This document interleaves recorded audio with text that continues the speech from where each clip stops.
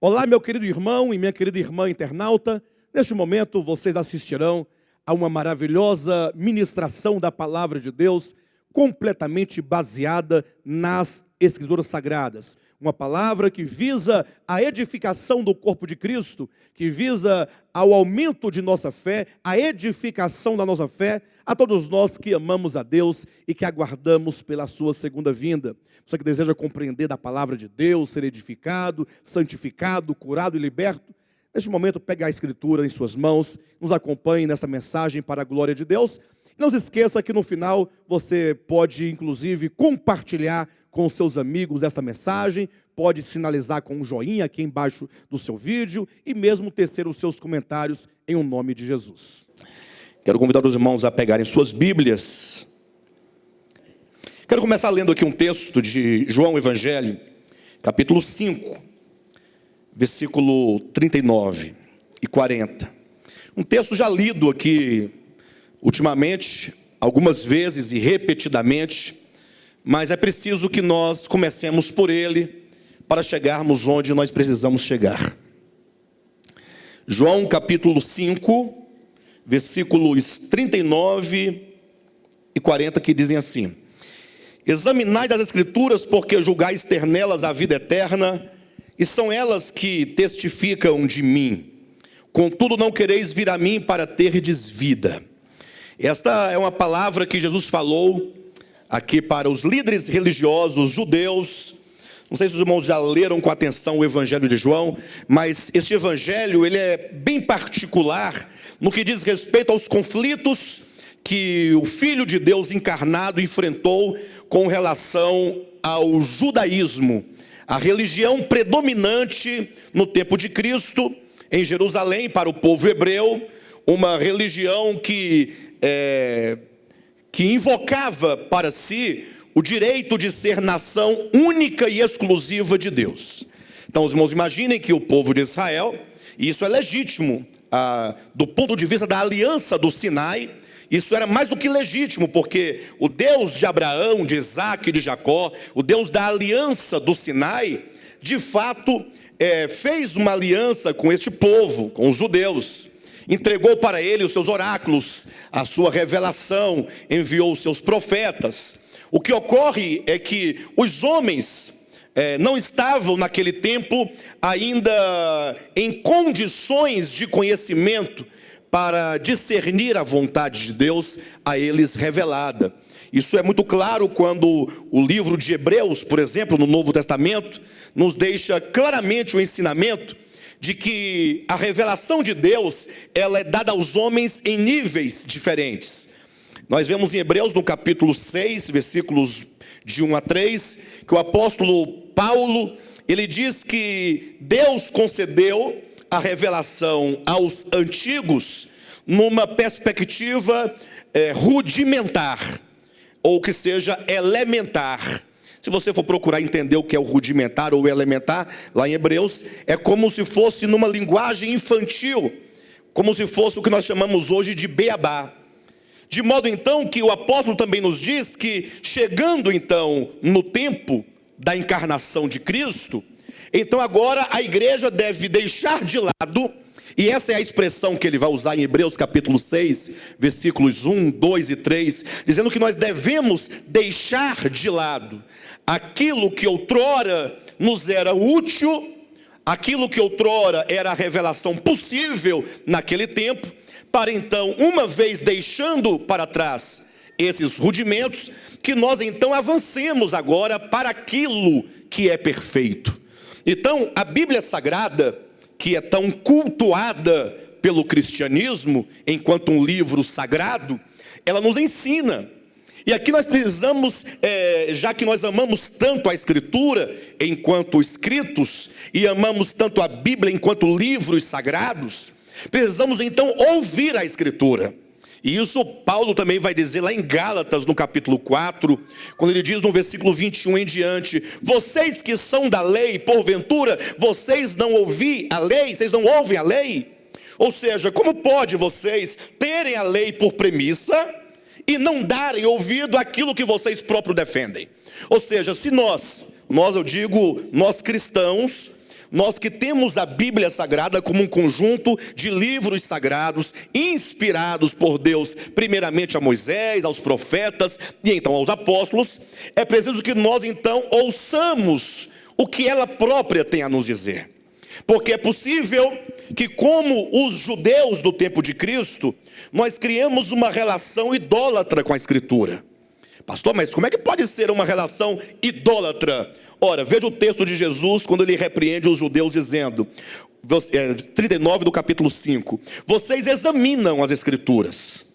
Ou seja, vocês têm a Bíblia como um livro para ser examinado, para ser estudado. Eles tinham o livro, no caso aqui as Escrituras, a que Jesus faz referência, é o Antigo Testamento. É o que hoje você conhece como sendo os 39 livros do Antigo Testamento, que são os 5 de Moisés, que é a Torá, e então os livros dos profetas, e então os livros poéticos, que são Salmos, Provérbios, Eclesiastes, Cântico dos Cânticos, e Jó e Lamentações. Então, Jesus diz, olha, vocês têm as Escrituras, e vocês inclusive são diligentes no exame das Escrituras. Ora, isso é positivo ou é negativo? Só que eles diziam, Jesus disse que eles examinavam porque eles julgavam. E aqui está o grande problema. É o seu juízo que você tem em relação às Escrituras. E é esse juízo, se ele não for um juízo correto, é que pode nos levar, como os judeus antigos, a termos uma relação de idolatria em relação à Escritura. Quando você tem um livro, ou o conjunto de livros, ou os escritos como sendo eles mesmos santos, como tendo eles mesmos um fim em si mesmos, como se o que há de vida, o que há de bênção, o que há de gozo, o que há de vida eterna, estejam nas páginas, ou nas histórias, ou nas letras, ou nos versículos, ou nos capítulos em si mesmos. De modo então, que os judeus eles examinavam as Escrituras, porque eles julgavam ter nelas. Nelas onde? O que eles julgavam ter aqui? A vida eterna. E eu quero perguntar para você algo essa manhã. Você, no seu conceito, você julga que nas Escrituras tem a vida eterna? Este foi o grande erro dos judeus. Eles terem as Escrituras como tendo elas vida eterna para dar para alguém. E Jesus diz no versículo 40, ou melhor, versículo 39 ainda, né? Examinais as Escrituras, porque julgais ter nelas a vida eterna. E são elas mesmas que testificam de quem? De mim. E aqui nós temos, portanto, uma dicotomia. As Escrituras, elas dão um testemunho de alguém. As Escrituras, elas se constituem, e esta é a única função das Escrituras. A única razão de ser das Escrituras é o seu papel de falar a respeito de alguém. Quer falar a respeito de Cristo. E são elas mesmas que de mim testificam. Queridos, em nome de Jesus Cristo.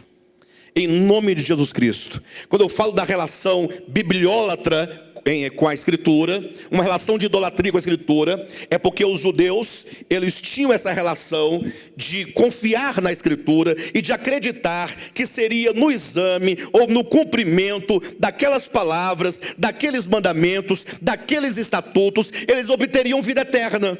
E Jesus disse, contudo, versículo 40, não quereis vir a mim para terdes vida. A vida, ele está dizendo, não está nas Escrituras, a vida está em mim. Aí nós temos de um lado as Escrituras e de outro temos Jesus. Mas não é uma dicotomia no sentido, numa relação de oposição. É uma dicotomia numa questão de papéis. Ou seja, as Escrituras, elas são santas, elas são boas, elas são inspiradas, elas são legítimas. Do ponto de vista histórico e do momento em que cada escritor escreveu o seu livro, a sua porção. Agora, o seu papel é de revelar. O seu papel é de testemunhar a respeito de Cristo. Você tira Jesus Cristo de dentro da Escritura, você tira o testemunho de Jesus e você não terá mais nada. Você vai ter Moisés, você vai ter Elias, você vai ter Daniel, você vai ter Jeremias, você vai ter Adão, Eva, a cobra, a maçã, você vai ter o Monte Carmelo, o Monte Moriá, você vai ter os Jebuseus, os Eteus, você vai ter quem mais? Abraão, Isaac, Jacó, José, quem mais você vai ter? Joquebede, você vai ter Joquebede, e você vai ficar com essa parafernália de coisas, e de pessoas e de histórias, e você vai sofrer a morte eterna, porque vida eterna só existe em Jesus Cristo. Ele é a vida eterna. Então, esse ministério, ele tem se esforçado ao longo do tempo de se aproximar o máximo da verdade. Mas eu quero dizer para os irmãos que essa tentativa de se aproximar da verdade, ela não é tão simples, ela não acontece sem rumores, não acontece sem demolições, não acontece sem rupturas. De modo então que hoje o nosso grande esforço ministerial é pelo menos no entendimento, porque a prática vai depender de cada um, é que nós tenhamos única e exclusivamente a Jesus.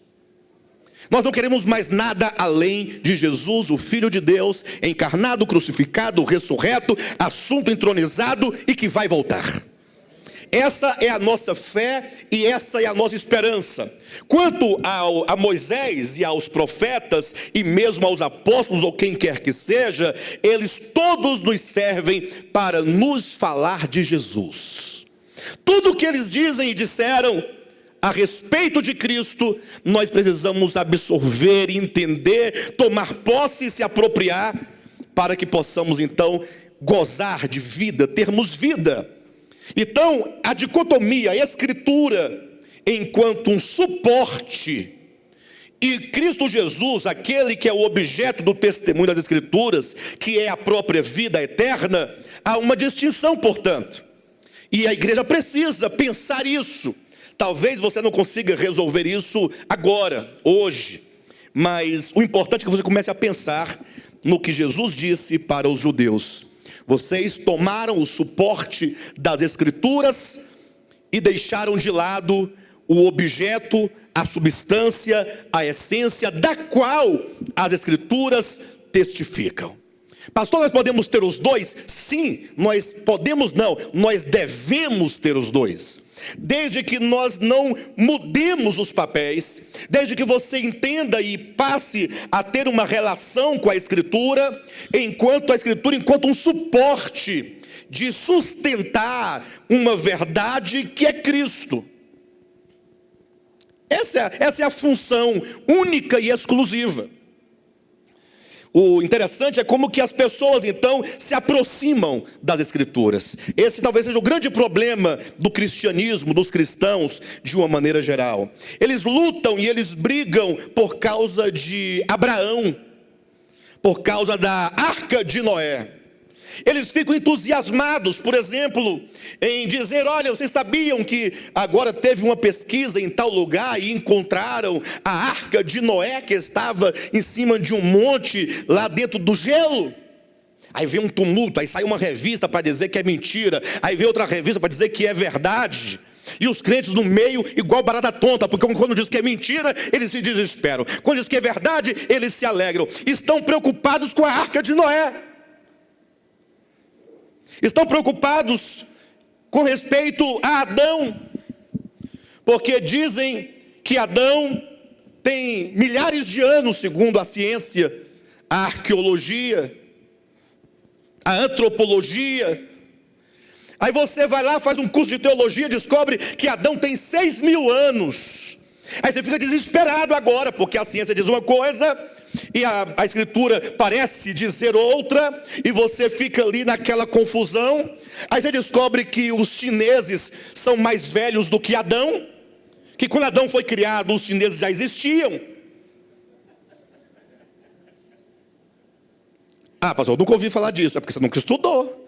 É só você pegar a idade do Adão da Bíblia lá e a idade dos chineses. Você vai descobrir que os chineses vieram antes de Adão. E você pensava que eles surgiram na Torre de Babel 2.000 anos depois de Adão. E veio antes. Aí você fica naquela confusão, naquele conflito. E aí tudo isso anima as pessoas, seja para o bem ou para o mal, porque a relação que elas têm com as Escrituras é uma relação de afetividade religiosa concernente à veracidade dos fatos apresentados pela Escritura. Então somente se quer ter o orgulho de dizer, se existe um livro verdadeiro sobre a terra, é a Bíblia e ponto final. Todos os demais estão errados. Isso traz orgulho, isso traz certeza de vida eterna. A pessoa fica confiante que está salva, porque ela acredita neste livro. E talvez você não acredite em Jesus, que é a substância aqui anunciada.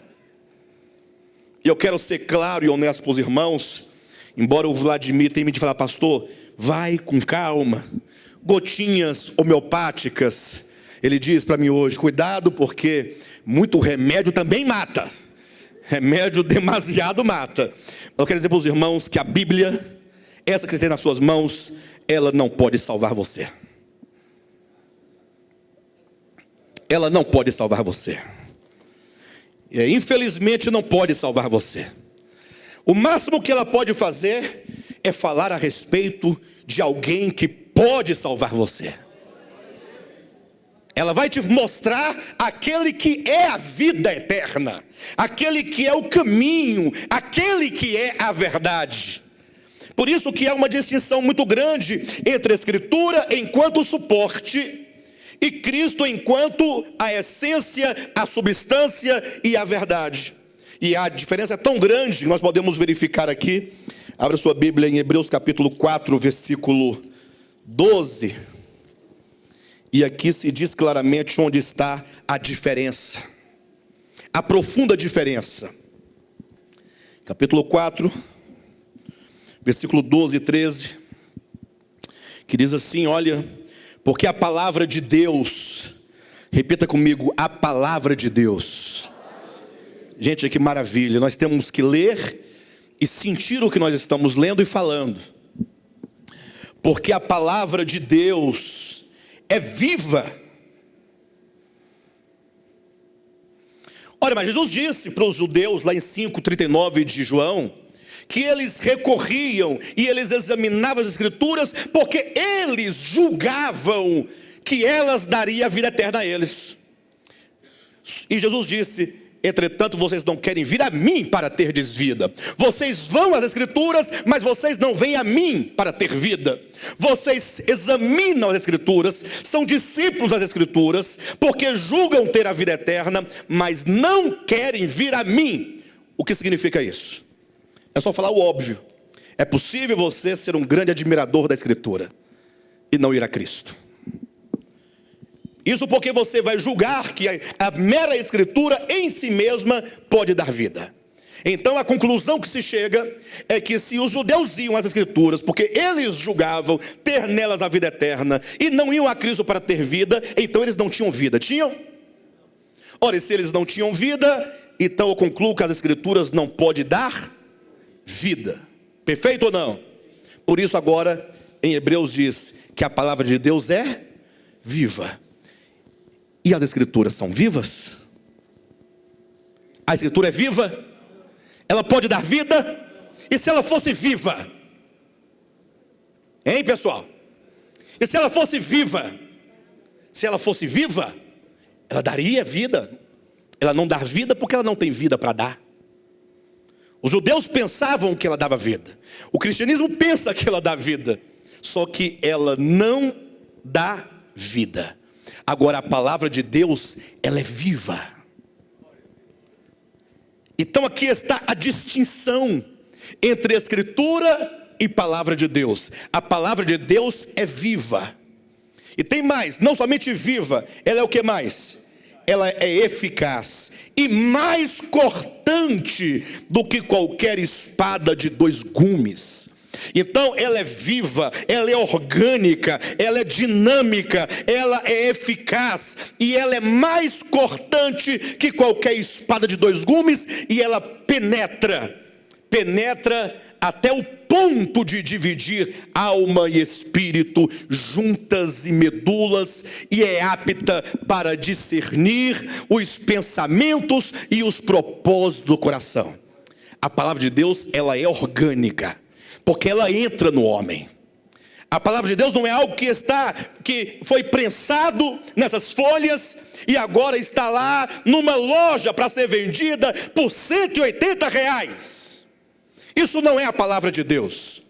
Isso é um suporte da história que fora colhido e que agora foi impresso e que consta aqui, por meio de histórias dos homens, o testemunho acerca daqueles de quem todos os profetas precisavam, a quem todos os profetas aguardavam, a esperança das nações, dos povos, dos homens, que é Cristo. Então a palavra de Deus não é algo que você possa queimar. Porque se alguém queimar a Bíblia, como já foi feito ao longo da história, sobretudo na época da Idade Média, não pensem com isso que a palavra de Deus foi queimada. Queimaram livros, e queimaram folhas e histórias, e tinta, mas a palavra de Deus, conforme está em Apocalipse, no capítulo 21 ou 22, 21 versículo, não, desculpe-me, Apocalipse capítulo 19, versículo 13, é dito que aquele que vem, que é Cristo Jesus, o nome dele é a palavra de Deus. Cristo é a palavra de Deus. As Escrituras são o suporte que traz o testemunho acerca da palavra de Deus. Por isso os judeus erraram o alvo quando deixaram de ir à vida e permaneceram no simples e mero exame das Escrituras. Eles ficaram com as histórias, eles ficaram com Moisés, eles ficaram com os profetas e eles perderam o que era mais importante, que é a vida. A palavra de Deus é viva, ela é o próprio Cristo, o Espírito, que trabalha na sua consciência, trabalha no seu coração, e ele vai penetrando, enquanto o Espírito da verdade, entrando dentro de você, e fazendo uma obra de julgamento dentro de você, dentro de mim, dentro de cada um de nós, uma obra de discernir, de separar, de iluminar, de apontar. E quando essa palavra vai entrando de fato dentro do homem, como uma espada, ou mais afiada que uma espada de 2 gumes, ela vai criando um rebuliço na vida dessa pessoa.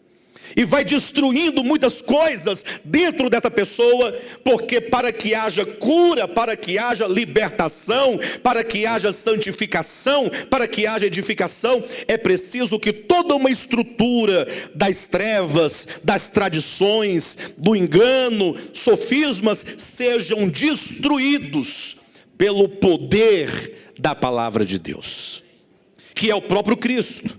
Então eu quero que os irmãos entendam esse ponto.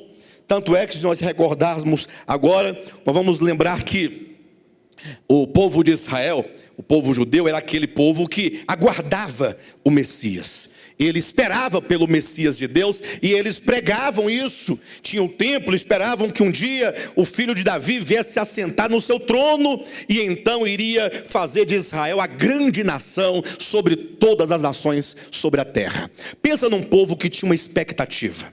Será que a igreja dos dias de hoje aguarda a segunda vinda de Cristo com a mesma dedicação, com a mesma esperança que os judeus daquele tempo aguardavam a primeira vinda de Cristo? Certamente não. Agora surpreenda-se, capítulo 1 de João é um capítulo que deve ser lido com oração, com meditação, com reflexão, muitas vezes por dia. João começa dizendo, olha, no princípio era o verbo estava com Deus e o verbo era Deus. Mostrando primeiramente a identidade, a natureza do Cristo. O verbo é Deus. Aí ele começa a falar sobre a obra desse Cristo, a obra cósmica da criação. Todas as coisas foram feitas por intermédio dele, e sem ele nada do que foi feito se fez. E a vida que está presente na criação estava nele. E esta vida que estava nele, que agora está na sua criação e portanto está em você, essa vida é a luz dos homens. Então veja como ele está dizendo aqui, olha, ele mostra a natureza do verbo no princípio, a obra do verbo, que é a obra criadora, e agora ele demonstra como que houve um homem chamado João, que foi enviado da parte do Pai para dar testemunho dele. Vem João como aquele que precede o Messias e vem anunciando, olha, o Messias está chegando, o Cristo está chegando, o Logos está chegando, a vida está chegando, a luz está chegando. E João é claro ao dizer, ele, João Batista, que veio testemunhar acerca da luz, ele não era a luz. E isso é muito claro. João Batista, por 2 ou 3 vezes, ele foi procurado e questionado, quem és tu? E ele disse, eu não sou o Messias, eu não sou o profeta, eu não sou o Cristo, eu não sou a luz. Quando ele diz isso, e se isso fosse dito por todos os profetas que vieram antes dele, talvez não tivesse hoje essa relação de idolatria com aqueles que eram apenas o suporte. Eu não sou o profeta, eu não sou o Cristo, eu não sou o Messias. De sorte então que João continua dizendo, ele, aquele que criou todas as coisas, que criou o mundo, ele entrou no mundo. Pensa comigo que agora o Deus eterno, o Criador de tudo, aquele que fora anunciado por Moisés, aquele que fora anunciado pelos profetas, aquele que tinha sido testemunhado na Torá, nos profetas maiores, nos profetas menores, nos salmos, que são os livros poéticos, ele agora entra no mundo. E eu diria para os irmãos que se o verbo tivesse entrado no mundo exatamente em Roma daquele tempo, seria explicável, né? Ou seria, no caso, aceitável, de que entrando o Criador, o Cristo, no mundo, mais exatamente no Império Romano, o Império Romano não o conhecesse. Não seria aceitável isso ou não? Por que que o Império Romano não o conheceu? Lógico, eles são pagãos, eles têm uma cultura pagã. Os romanos não aguardavam o Messias, então eles não poderiam de fato reconhecer o Messias, porque não receberam as escrituras proféticas do Messias. Se ele tivesse ido a qualquer outro lugar, na Espanha, ou nos dias de hoje, vir ao Brasil, a qualquer nação, de qualquer lugar do mundo, se justificaria o fato de eles não o conhecer, ou o conhecerem. Agora, falar que ele veio para os seus, e os seus não o, primeiramente, conheceram. E eu pergunto, por que que os judeus, os hebreus, os filhos de Abraão, de Isaac e de Jacó, nas palavras de Jesus, por que que os discípulos de Moisés, que rezava a lei e os profetas todos os sábados nas sinagogas e no templo, por que que eles não reconheceram o Messias? Por que que o Messias era tão diferente, tão estranho às escrituras que eles pregavam? Leia o capítulo 1, depois do Evangelho de Marcos. Nós vamos encontrar claramente os líderes dizendo, vejam como que ele prega, parece que ele está pregando uma nova doutrina. Ele está trazendo um novo ensinamento, porque ele não procede como muitos procedem no judaísmo. Porque ele não ordena que se faça aquilo que Moisés ordenou que se fizesse. Ele é diferente. Os irmãos sabem por que os judeus, enquanto nação, mataram a Jesus Cristo? Quem sabe responder?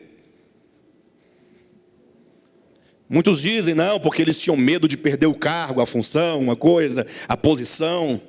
Leiam o Evangelho de João, leiam. Os irmãos vão encontrar isso fartamente, sobretudo do capítulo 1 até o capítulo 11, o capítulo 12 de João. Quando diz que os judeus, ao olharem para Cristo, viam nele alguém que se opunha a Moisés e aos profetas. E Jesus muitas vezes teve que explicar para os judeus a lei que eles diziam entender. Ora, e por que Cristo tinha que explicar o que eles diziam entender? Afinal, eles entendiam ou não entendiam? Entendiam ou não entendiam, pessoal? Vamos ver se ele entendia ou não entendia? Vamos lá? Tá bom. Estavam lá os judeus na sinagoga. Pensa comigo. Eu me refiro aqui exatamente a Mateus capítulo 12. E lá na sinagoga, eles pegavam a lei de Moisés e eles iam ler.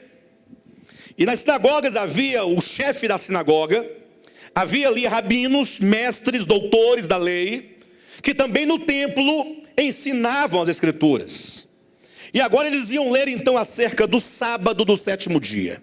E aí começava um certo rabi a fazer uma exposição exegética acerca do sábado do sétimo dia. Olhem para mim todos vocês, em nome de Jesus. E lá eles constavam, primeiramente, Gênesis capítulo 2, versículos de 1 a 3. Olhem para mim, em nome de Jesus. Gênesis capítulo 2, versículos de 1 a 3. E o rabino ia explicar a origem do sábado, a origem sagrada do sábado. O sábado, ele não foi gerado no meio dos judeus.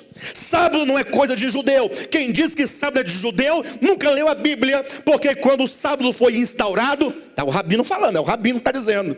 Quando o sábado foi estabelecido, e não somente estabelecido, mas abençoado e santificado, ele foi feito pelo próprio Deus, porque Deus foi o primeiro a guardar o sábado. E eu pergunto, Deus é judeu?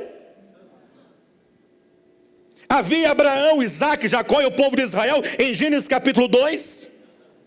No primeiro dia, Deus disse, haja luz. No segundo dia, ele diz, haja separação das águas de cima das águas de baixo. No terceiro dia, ele diz, apareça a porção seca. E aparece na terra, ele diz que haja relvas e ervas e árvores frutíferas de toda sorte. No quarto dia, ele então criou os luzeiros. No quinto dia, criou os animais das águas o céu, e também as aves. E no quinto dia, também criou os animais selváticos. No sexto dia, criou então os animais domésticos e criou o homem. E ele estava cansado no sexto dia, porque trabalhar 6 dias consecutivos não é fácil, vocês sabem. E ele estava já fadigado, e ele estava cansado, e disse, eu então, como agora eu concluí minha obra, eu mereço um dia de descanso. E portanto esse dia, o sétimo dia, o sabate sagrado, eu abençoo o sétimo dia, eu santifico o sétimo dia, e eu o estabeleço como o dia sagrado. E na sinagoga, todo mundo ouvindo aquele rabino falar. Daqui a pouco o rabino, agora vamos para Êxodo capítulo 16. Agora sim, o sábado originalmente cósmico, porque foi instaurado por Deus na criação, ele vai entrar agora na história dos hebreus. O sábado não é história, ele nasceu na criação. Agora o sábado eterno vai entrar na história dos homens. Êxodo 16, Deus ensina o seu povo eleito, escolhido, filho de Abraão, de Isaque e de Jacó, retirados do Egito, ensina a guardar o sábado. Filhos, vocês hebreus, resgatados com mão poderosa, vocês precisam guardar o sábado do sétimo dia, que eu, o Deus eterno, separei, que eu santifiquei, que eu abençoei, que eu estabeleci, no qual eu mesmo descansei. Vocês hebreus estão entendendo que o Deus Altíssimo vos ordena a santificardes o meu sábado, porque não é o vosso sábado, é para santificar o meu, porque não é de vocês, não pertence a vocês, é meu. Aí o povo, não, nós estamos entendendo. Mas de repente, lá estava o povo de Israel em dia de sábado, nos campos, atrás de colher o maná. Aí voltava dizendo, Moisés, hoje não apareceu maná nenhum, Moisés. E agora, Moisés? Aí lá vai Deus dizendo, mas vocês não se lembram que no dia do sábado não se pode colher? Até quando, diz Yahvé, o Todo-Poderoso, até quando, diz o Deus de Abraão, de Isaque e de Jacó, até quando vocês resistirão a guardar os meus mandamentos? Até quando? Aí o povo tremia. Números capítulo 35. Daqui a pouco chega alguém correndo, Moisés, corre, que foi? Olha, tem um fulano lá no campo colhendo lenha. Aí o que tem? hoje é sábado. Aí, não, deixa eu consultar a Yahvé para saber o que a gente vai fazer com ele, porque não pode colher lenha de sábado. Aí corre, Yahvé, o que devemos fazer com o fulano de tal, o irmão que está colhendo lenha em dia de sábado, assim transgredindo a tua lei, transgredindo o teu mandamento, a tua ordenança, porque ele trabalha no sábado, no qual tu mesmo descansou, o qual tu santificaste, o qual tu separaste, o qual tu abençoaste. E Yahvé responde dizendo: apedreja. Aí lá vai o povo de Israel. Cada um pega uma pedra aí, pessoal. Pega a pedra. Pega a pedra. Cada um pega uma pedra. Leva o indivíduo para fora do arraial. E agora, em nome do Senhor, do Deus de Abraão, de Isaac e de Jacó, e sobretudo de Moisés, vamos apedrejar esse indivíduo. E apedrejaram fora do arraial.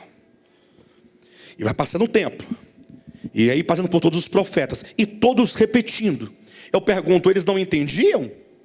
O que não dá para entender aqui? Me responda. O que não dá para entender? Isto é a escritura hebraica. O que não dá para entender aqui? Deus disse: eu descansei, eu santifiquei, eu abençoei, eu estabeleci. Deus disse: vocês agora deverão fazer o mesmo. Isso está sendo repetido. Deus disse, Deus disse, Deus disse, Deus disse, Deus disse, até que esse Deus que disse venha à terra. Aí quando Deus que disse isso vem à terra, e está ali andando com os seus 12 discípulos, esse Deus que é o Verbo, que estava com Deus e era Deus, por meio de quem todas as coisas foram feitas, estando agora na terra, em pleno dia de sábado, meio-dia, aquela fome, e nada de falar em almoço. Mas talvez estejamos jejuando. Não, mas ele não disse que nós estamos jejuando. Então quando você não come nada e não diz que está jejuando, você não está jejuando, está com fome. É diferente. Ele deveria ter dito que era jejum, mas não disse. Aí passaram por uma seara e falaram: Jesus, e agora? Se eles tivessem um entendimento, poderiam dizer assim: Deus encarnado, Criador dos céus e da terra e de tudo mais, em quem, por meio de quem todas as coisas foram feitas e para quem tudo foi feito. Responde-me: hoje é sábado, estamos com fome, e aqui está a seara. E inclusive, na própria lei de Moisés, diz que aqueles que estão peregrinando, que estão viajando, que estão andando, ao passarem por uma seara, têm direito de entrar na seara alheia e colher alimento para comer. A lei dizia: quando o forasteiro entrar nas tuas terras, deixa ele comer. Não vai usar uma espingardinha de sal, não. Contra ele, não. É para deixar comer. O forasteiro tem direito. Então na lei diz que nós temos direito. A gente faz o quê? Eu falei: não, gente, é o seguinte, nós temos que evangelizar. Mas faz o seguinte: entra logo, colha logo e coma rápido, que nós temos que continuar a obra de hoje. Está lá Jesus esperando os discípulos colherem as espigas no dia de sábado. Todo feliz, tranquilo. Daqui a pouco alguém corre lá na sinagoga e diz: olha, vocês não sabem da maior. Que é aquele que diz que é o Filho de Deus, está lá no meio de uma seara, os discípulos dele escolhendo espiga, e ele não diz nada. Então chamaram lá 2 ou 3 doutores, teólogos, exegetas. Porque tem que ser exegeta, porque na última das hipóteses, façamos aqui uma exegese do texto mosaico. E ponto final. 2 ou 3 mestres, rabinos, exegetas, que falava o hebraico, o grego, o aramaico, tudo corretamente, as línguas originais, que estudaram Moisés, estudaram com Gamaliel, nas melhores escolas. Chegaram lá suado: mestre, Jesus, pois não, o que está acontecendo? Vocês estão assim espantados, com os olhos arregalados, que morreu alguém? O que está acontecendo? Falou: não. E segurando a Bíblia na mão. Com a Bíblia, não pode esquecer, né? Não pode esquecer, com a Bíblia. É porque os teus discípulos fazem o que não é lícito fazer em dia de sábado. Jesus perguntou: e onde é que está escrito isso? Ah, o senhor não sabe? E aí foram vomitando sobre Jesus todos os textos de Moisés, a começar por... Vocês não sabem? Gênesis quanto? 2, versículos de 1 a 3. Depois foram para Êxodo 16. Depois Êxodo capítulo 20. E aí foram arrastando de lá para cá. Pensa numa sequência. E Jesus ouvindo, esperando. Eles estavam certos ou errados? Eu estou perguntando se eles estavam certos ou errados. Eu queria ouvir dos irmãos. Quem acha que é as duas coisas? Quem acha que era só eles estavam somente errados? Sabe por que vocês falam que são as duas coisas? Porque vocês estão em pleno século 21 no ministério apostólico de volta à palavra. Se você tivesse naquele tempo lá, você era um dos que estavam junto com eles. É verdade. É verdade. Isso aí, depois que chegou aqui na Galileia, na Judéia, agora está colocando Moisés em descrédito. Porque Moisés disse, está aqui, ó, é só ler. E Jesus então ouvindo, Jesus é um homem extremamente sábio. Ele é a sabedoria, como diz Paulo aos Coríntios, né? A própria sabedoria de Deus. Ele falou assim, vocês nunca leram? O que significa isso, hein, pessoal? Jesus não vai se dar ao trabalho, inicialmente, de explicar os textos que eles apresentaram. Porque explicar os textos apresentados gera o quê? Discórdia. Então, antes de explicar os textos apresentados, ele apresenta um princípio hermenêutico. Ele diz, vocês nunca leram os textos, lógico. Não, nunca leram o que fez Davi? Observe que quando Cristo quer explicar algo das Escrituras, ele busca a própria Escritura em um outro ambiente, numa outra perspectiva, para que eles entendam uma verdade que vocês talvez não entendem, ou se entendem não aceitam. E se entendem e aceitam, não tem paz. Se o remédio for forte, varão. Eu sou um pregador e a pregação ela é assim, né? Às vezes eu falo, não vou falar, mas não tem como não falar. Ela veio aqui agora, eu tenho que colocar. Quando eles disseram, Moisés disse para não colher, para não colher, para não colher, para não colher, Jesus pergunta, vocês nunca leram? Nunca leram o quê? O que fez Davi? O que fez Davi? Quando entrou no templo, na casa de Deus, e não entrou sozinho não, ele entrou acompanhado de um bando de trombadinha. Verdade, trombadinhas. Eram pessoas desempregadas, revoltadas, que haviam se debandeado para a marginalidade. Pessoas endividadas, que porque não tinha emprego, porque não tinha dinheiro, porque só tinha dívida, não viu outro caminho senão roubar.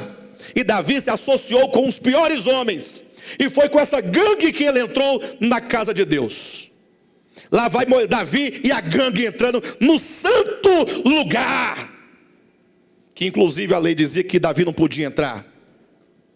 Davi não podia, só o sacerdote podia entrar. E se entrasse de maneira inadequada, morria. A exemplo como é o nome daqueles dois lá? Dos filhos de Arão, que morreram? Nadab e Abiú, que morreram no santo lugar. Mas Davi entrou no santo lugar. Ele sabia que não podia? Sabia, mas entrou. É porque eles dizem o quê?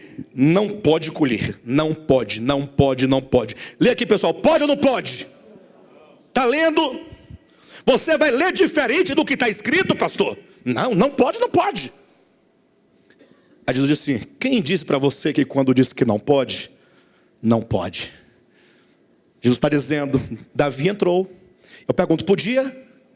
E ele entrou. E ele morreu como morreu o Nadab e Abiú? Mas devia ter morrido. E quando os trombadinhas entraram com ele, morreram também? Davi disse, pode entrar por minha conta, todo mundo para cá. Não, por minha conta, todo mundo. Está todo mundo dentro com medo de morrer. Mas pensaram, entre morrer por Saul lá fora, ou por Yahvé aqui dentro, vamos confiar que Yahvé, de repente, vai que ele é misericordioso, né? Porque Saul não era misericordioso não. Agora Deus, vai que de repente cola, né? Vai que ele muda de ideia, sei lá, Deus é cada uma na cabeça dele. Vamos ficar por aqui mesmo. Aí estão lá, porque eles imaginaram, Saul não vai imaginar que nós estamos aqui dentro do templo.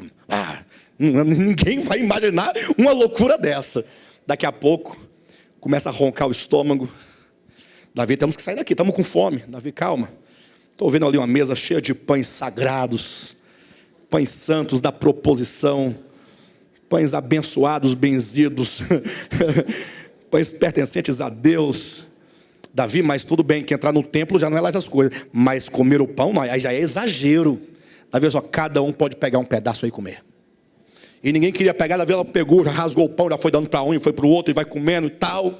E a luz do candelabro iluminando e fazia aquela sombra, eles ficavam com medo. Mas tudo bem, calma, é só comer o pão.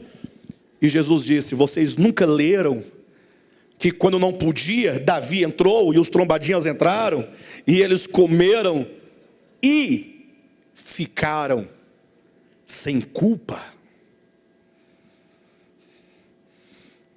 Jesus Cristo, como é que alguém pode fazer algo contrário ao que está escrito e ficar sem culpa? Porque para mim eu entendo que quando você transgride uma ordem direta, você tem culpa.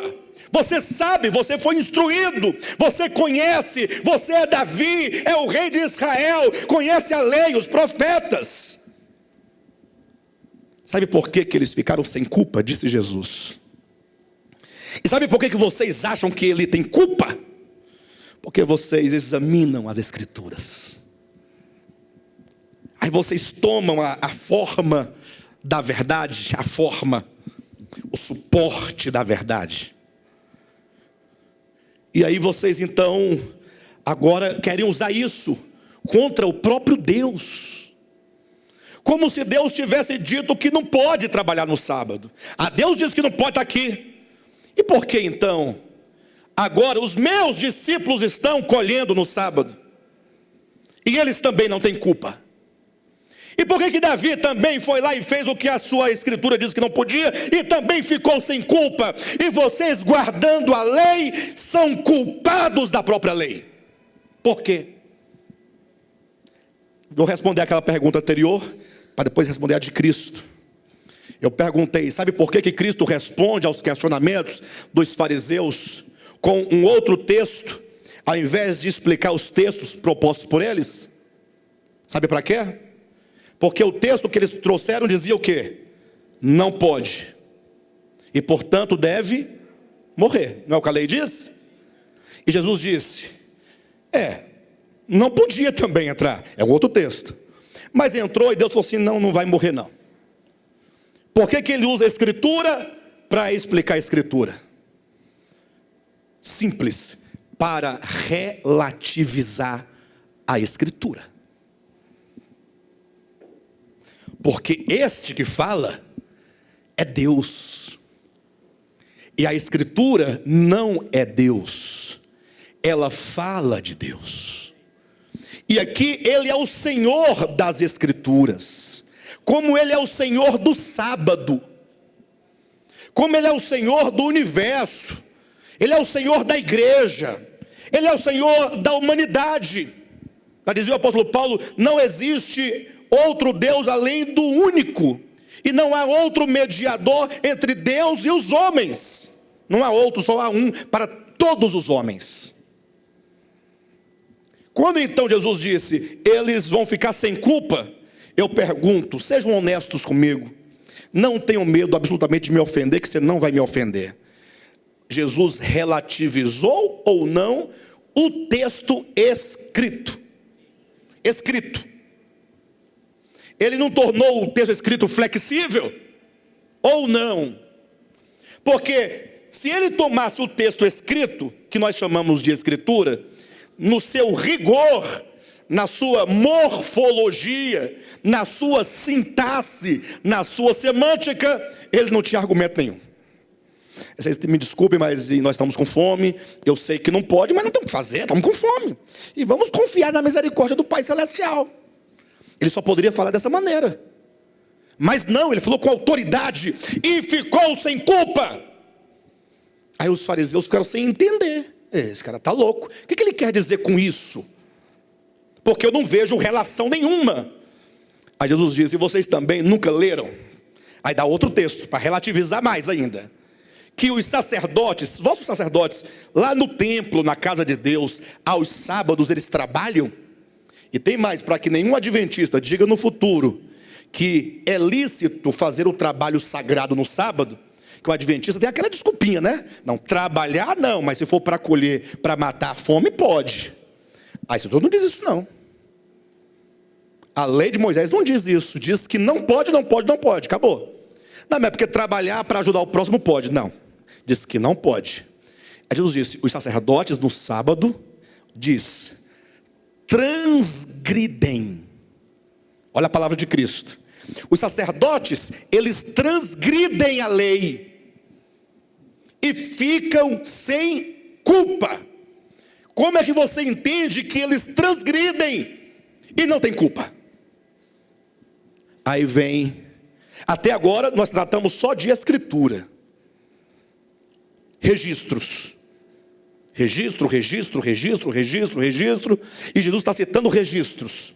Só que desses registros que Jesus cita, ele quer extrair uma verdade presente nas Escrituras, que não pode ser confundida com as Escrituras.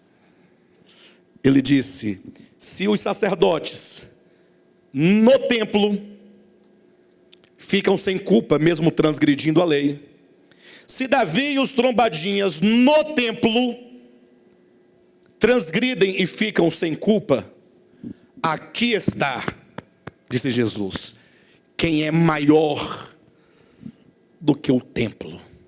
Acabou de relativizar o templo também. Tadinho do templo. Aqui está quem é maior do que o templo. De repente alguém poderia ali naquele momento pensar, agora eu estou entendendo. Quando os sacerdotes no templo ficam sem culpa, Davi no templo ficou sem culpa, e Jesus é maior do que o templo, nós temos 3 exemplos. O templo de Davi, onde ele estava quando ele errou, o templo onde os sacerdotes transgridem a lei, e o templo maior que é Jesus. O templo, e eu sou maior do que o templo. Então a resposta está onde? No templo. O templo é a resposta. E qual que é a resposta então? É que este templo, em que está a glória de Deus, lá no Santo dos Santos, ou não está? É coisa perigosa. Glória de Deus é coisa perigosa. Glória de Deus é Deus, é a presença. Mas nesse templo temos o altar de holocausto, símbolo maior da graça. Está a bacia de bronze, símbolo maior da graça, da união do homem com Cristo, que foi morto no altar de holocausto. Está dentro do santo lugar o altar de incenso, símbolo da graça, a oração intercessória nos méritos da morte e ressurreição de Cristo. Está ali a mesa dos pães que Davi comeu, os pães, símbolo da graça de Deus, Cristo é o pão da vida. E mesmo onde estava a glória de Deus no Santo dos Santos, lá estava a arca, estava a lei, só que a lei estava dentro ou fora da arca? Dentro. Isso tem alguma importância? Tem. Porque Deus disse, coloca a minha lei aí, que é a justiça. Colocou? Agora eu quero 2 querubins, um numa ponta, outro na outra, olhando para dentro da arca, de olho na lei. Na lei. Aqueles querubins que foram postos lá no jardim do Éden para guardar o caminho da árvore da vida, lembra? Que se o homem percorrer aquele caminho onde estavam os querubins, eles morreriam. Eu quero esses querubins aqui também. Só tem um detalhe. Eu quero que vocês cubram a lei, por cima da lei, para que os querubins ao olharem não vejam a lei. Coloca uma tampa chamada propiciatório, que é símbolo da graça divina. Esse templo, ele está cheio da graça de Deus. Ele está recheado da graça, do amor e da misericórdia. Quando Davi entrou com aqueles pecadores, ele se abrigou debaixo da misericórdia representada de Deus pelo santuário. Ele acreditou na misericórdia. Não foi na lei. A lei diz, mas Deus é maior do que a lei. Deus é maior do que a lei. Foi isso que Davi disse. Eu sei que não pode entrar, eu sei o que está escrito na lei, eu tenho certeza, eu estou aqui perseguido, mas eu confio naquele que é. E eu vou entrar, e se ele me matar, ele tem todo o direito de matar como ele quiser, mas eu quero fazer conforme eu creio. E ele poderia entrar tranquilamente dizendo: aquele que habita nas tábuas da lei de Moisés e descansa à sombra do monte Sinai. É isso? É aquele que habita no esconderijo do Altíssimo e descansa à sombra do Onipotente, e diz ao Senhor: Senhor, Tu és o meu refúgio, Tu és o meu baluarte, o Deus meu em quem eu confio. Sabe por quê? Pois Ele, o Deus Altíssimo, te livrará. Se Ele livra, Ele é Deus de graça e de misericórdia.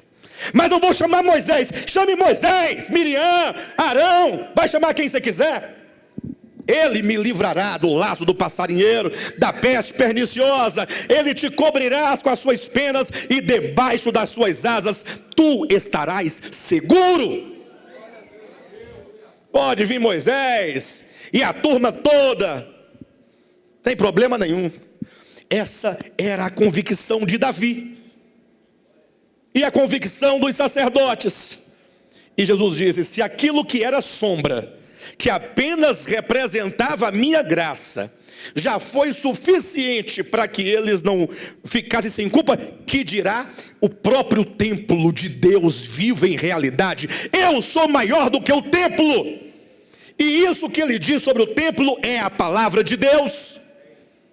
E entre a palavra de Deus e as escrituras mosaicas, você aqui hoje fica com quem? Tem que escolher. Pastor, posso ficar com os dois? Não tem jeito.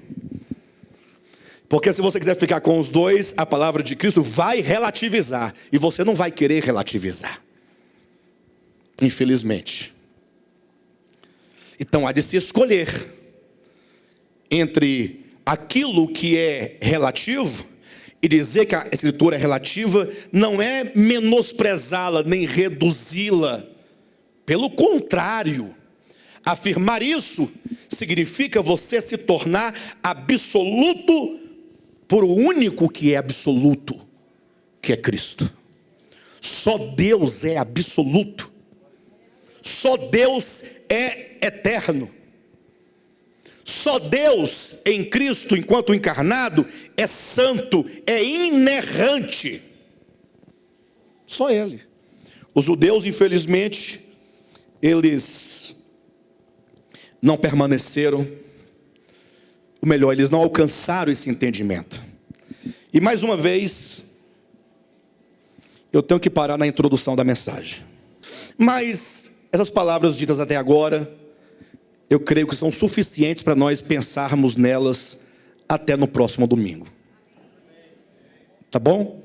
Muito bem, queridos, vocês acabaram de assistir a esta ministração maravilhosa. Eu tenho certeza que ela tocou o seu coração, que ela de fato lhe ajudou na sua fé, porque essas mensagens visam de fato a edificação do corpo de Cristo. Por isso eu quero te convidar neste momento a que você compartilhe com outros esta mensagem, compartilhe no Facebook, nas redes sociais, teça aqui embaixo os seus comentários, para que essa palavra se multiplique e se propague para tantas outras pessoas que ainda não a ouviram e não a conhecem. Inclusive, eu quero estender aqui o meu convite para você que mora aqui no Distrito Federal, para estar conosco em uma de nossas reuniões aqui na QI 4, lote 23, em Taguatinga Norte. Todas as quartas e domingos nós estamos aqui reunidos, sempre com uma poderosa e maravilhosa palavra de Deus sendo ministrada ao nosso coração. Domingo às 9 horas da manhã e às quartas-feiras às 20 horas. Venha, faça-nos uma visita para que possamos nós estreitar a nossa comunhão para a honra e glória do nome de Jesus Cristo. Há também a nossa igreja em Guarulhos, São Paulo, a nossa igreja em Planaltina, Distrito Federal, e também a nossa igreja em Goiânia. Consultando o nosso site, devoltaapalavra.com, vocês terão acesso aos endereços, aos dias de cultos e mesmo os contatos com os respectivos pastores para a glória de Deus. Vamos juntos lutar pela fé cristã, pela fé do Evangelho, para a glória de Deus. Amém.